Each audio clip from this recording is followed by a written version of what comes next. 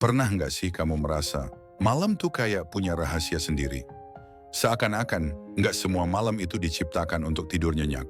Kadang tidur itu bukan soal pejam mata, tapi soal pertarungan sunyi yang tak terlihat.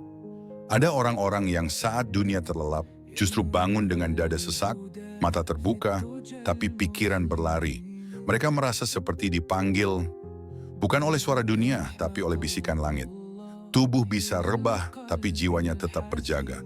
Dan kalau belakangan ini kamu merasa lelah yang nggak bisa dijelaskan, gelisah tanpa sebab, atau malah mimpi-mimpi aneh yang bikin kamu terbangun sambil mikir ada apa sih ini? Maka bisa jadi, itu bukan cuma insomnia, itu panggilan. Ya panggilan, bukan dari WhatsApp, tapi dari dimensi yang lebih tinggi. Karena nggak semua kelelahan berasal dari dunia nyata. Kadang, jiwa kita sedang berperang di tempat yang hanya bisa dimasuki oleh mereka yang dipilih. Jiwa-jiwa seperti itu nggak menjalani malam seperti kebanyakan orang. Saat semua tertidur damai, mereka merasa jantungnya berdetak lebih kencang.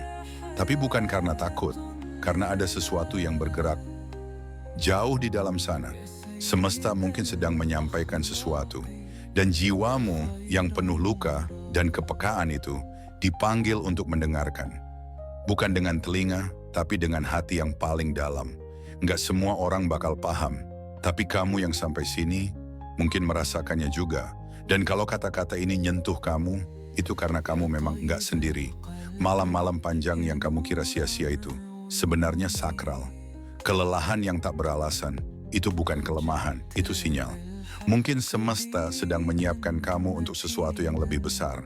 Jadi sebelum kita lanjut lebih dalam, izinkan aku undang kamu untuk jadi bagian dari perjalanan ini. Klik tombol suka sebagai tanda kamu menerima panggilan ini. Tekan subscribe dan aktifkan loncengnya, supaya kamu nggak ketinggalan setiap pesan yang mungkin kamu butuhkan. Dan di kolom komentar, ketik angka 77 sebagai simbol bahwa kamu siap. Siap untuk tidak hanya mendengar, tapi benar-benar memahami. Ada malam-malam di mana kamu rebah, tapi hati tetap terjaga. Mata tertutup, tapi pikiran justru makin liar. Nafas pelan, tapi dada seperti ada bara kecil yang terus menyala. Dan kamu bertanya, kenapa sih aku nggak bisa tidur padahal capek banget? Jawabannya bisa jadi, karena ini bukan soal stres biasa. Ini bukan soal pikiran yang overthinking. Ini soal panggilan. Kamu bukan insomnia, kamu tersambung.